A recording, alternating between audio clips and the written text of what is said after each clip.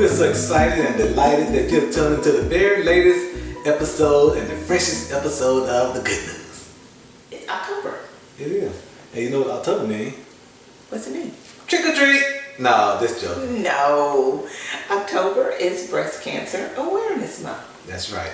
And you have your pink. I'm wearing pink. You look like the NFL. Everybody NFL has been wearing pink. Even on Madden. How'd they do that? You know, that's updates. You know, I don't know how Madden could update and we can't update. But breast cancer awareness is very vital to a lot of us because no matter where you turn in our society, somebody knows somebody who's closely related to them who have struggled with and put up fights against breast cancer. So in October, this is a month that's been set aside, and we wear pink to let people know that we're in support of the awareness and the fight against breast cancer. It's the time that if you don't have a regular time of year, I think I use my birthday, that I go and have my mammograms and pelvic exams and all those things that I should have annually. Make sure that you use this month to remind you to do that. It's also a good time to start, if you're not already, your monthly breast exams that you can do at home. In your shower, laying down, you can go to the American Cancer Society's website, and they have all the different methods of how you can do your own self-exams. You know, I'm at a loss when it comes to the struggles that women, and I know some males too, also, that deal with breast cancer, and I know I'm not exempt from it, but it's still hard to imagine that it can happen to me or someone who I love. And you know, and that's the reason I'm in support of the awareness of it, because I just, you know, the people that God put in our life to love, you don't want to see them leave you because of something that possibly could have been prevented. So you want to make sure you get to your doctors and make appointments. And you know, the awareness is one thing, but there's also a lot of events that are going around, I'm sure in your neighborhood, just like they are in ours, that are raising funds to find a cure.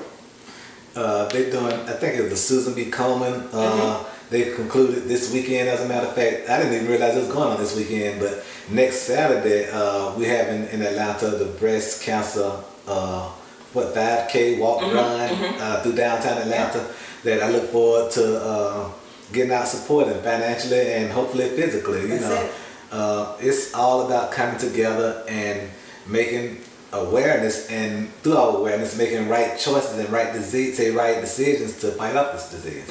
We can find a cure. Well, we did not film The Good News last week because we had a wedding that you performed on last Sunday. I love the idea of a wedding on Sunday. I think that bride and the bridegroom theme, I think. You know, and I know it's my own bias, but I truly believe if you want a beautiful day in the Lord for your wedding, it should be on Sunday. I believe God smiles a little brighter on Sunday than on other days. And I know it's my own bias. You're entitled to disagree. You too, audience. But as for me and my house, I get drug into it. But anyway, so since we did not film The Good News last week, so your sermon message today is a continuation. It's another part of the series that you've been in. Coming from the 6th chapter of Matthew. Seek God first. And your title of this series has been Making God First. Putting God first in our lives. And you had some specific points for us today that I want to bring out to our YouTube viewers. So your 2 points were position and relationship. Yes. You know, oftentimes we could be a lot better and a lot further in life if we understand the importance of being in the right position at the right time, following God's lead, and also knowing our relationship with God and having God to guide us and lead us to the right position at the right time. And those two words, they go both hand in hand together. And I thought about those words, how a lot of times when things are not going right in our life, usually one or two things have happened. we're not in the right position, or we're in the wrong relationship. Yeah. And if we just keep those two things right, I think our life, and I truly believe that our life could be better and God will be able to get more glory out of it. I think our problem is, and our challenge is, our position is, we don't want God leading us, we try to lead God. Yeah.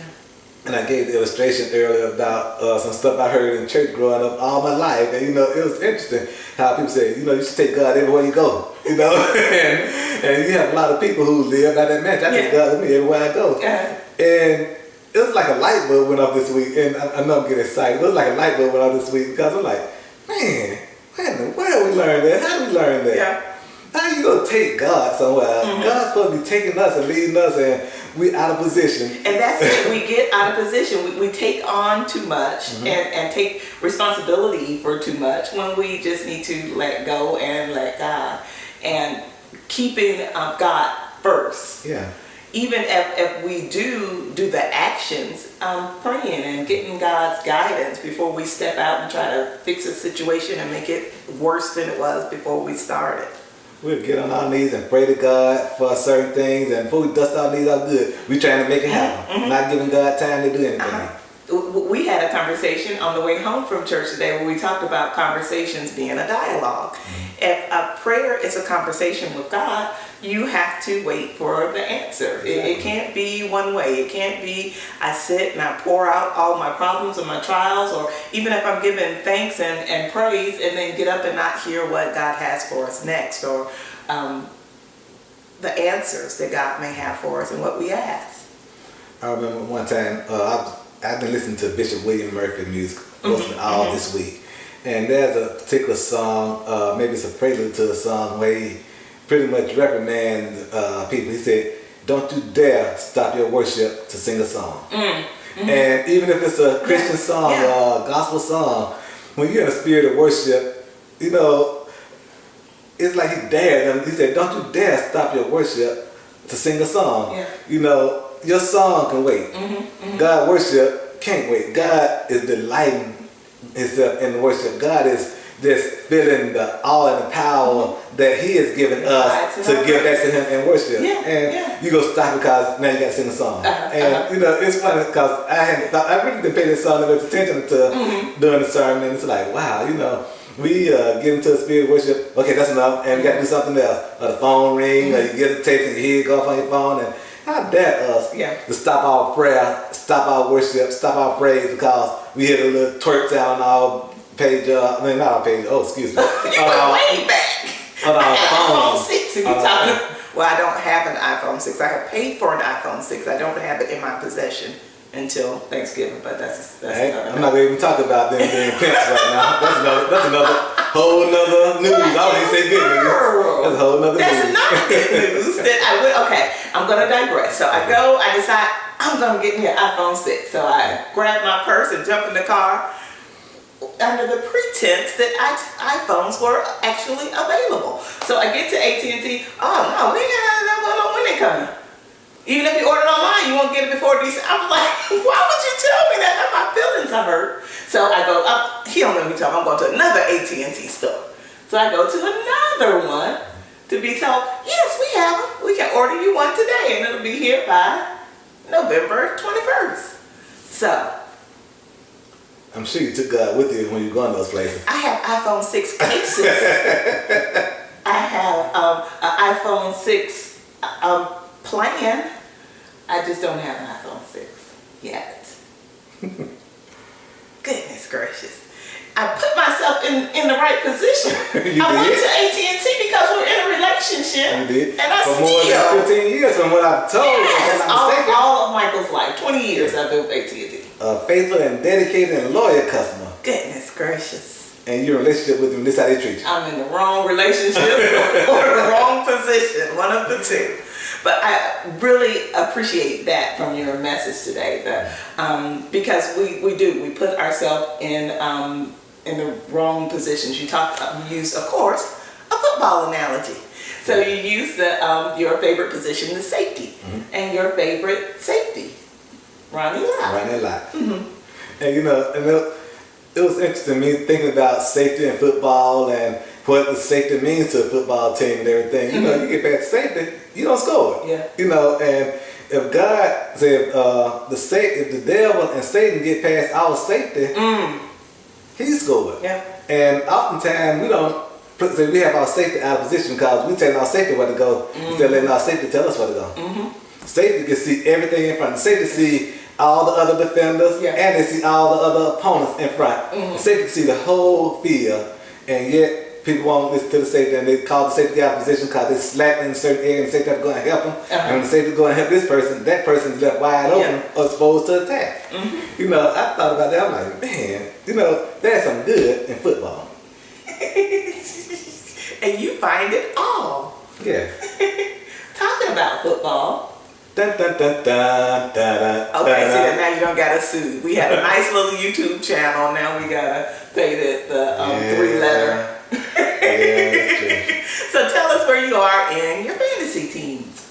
Well, presently, currently, and utmost and foremost, Presently and currently. in first place in the, I'm not sure if I'm in the east or the west. We're divided into divisions, but I'm in first place by myself right now. After a hard week struggle last week, my team prevailed valiantly and came through with a victory over a very formidable opponent. And right now I'm in first place by myself, but I know every week is a challenge and presents an obstacle. And this week I'm in for a fight and a battle of the week with one of the teams in our fantasy league. And if my team block the way I know they can, if the receivers catch the passes and get some yards after the catch, and my running backs do what they're supposed to do, and my defense could rise up to the occasion and keep the opponent from scoring as much as we score, I do believe that we can pull out a victory. Okay, so you gave me the scenario from the team where you're in first place by yourself. What about your other fantasy team? Where are you at now? I'm in second place in that one right now, and I'm playing the first place opponent today. If I continue to strive and do what my team has been prepared to do all week long. I'm sensing a pattern. So if your receivers receive and your kickers kick and your quarterbacks throw and your running backs run, you'll win. Yes, and you know they're just so, you know, we're playing against a very good team today, and you know they're sharp in every aspect of the game. Their offense, their defense, and their special teams are on point, and you know we go play the game on the field. You know, we go play the game on the field, and after the final whistle's blown, you know, we scored the most points, and we had them below the points we scored, we will be able to come out with a victory. You heard it here first. Back to you, Bob. Well, we do want to thank each and every one of you for tuning in to this episode of The Good News. We enjoy sharing this time with you. We enjoy recapping the message that you can come and hear firsthand each Sunday morning at Champions for Christ Christian Church at 5387 Fairburn Road, Douglasville, Georgia. I'm looking at him for confirmation. I don't know the zip code. 30135. 30135. You are cordially invited. Also, before we get ready to close, I want to give we don't do shout outs, because if we did shout outs, I'll shout out two of my high school classmates from the class of 79, George Washington Carver High School, Atlanta, Georgia. Jacqueline Brown and Wanda Baker, two of my high school classmates, came and joined us in worship this morning at Champions for Christ Church, and I was just over thrilled to see them. Took the worship to the next level. It was just a great experience. I got a call from Jackie on this past week, and she told me, we're coming to worship with you this Sunday. So I'm thankful for her, and I'm thankful for her coming and being a part of our worship experience, and I'm thankful for the memories and enjoyments and all the good moments we shared in high school at George Washington Carver High School in Atlanta, Georgia, from home of the Fighting Panthers. So until the next time, good day and good night.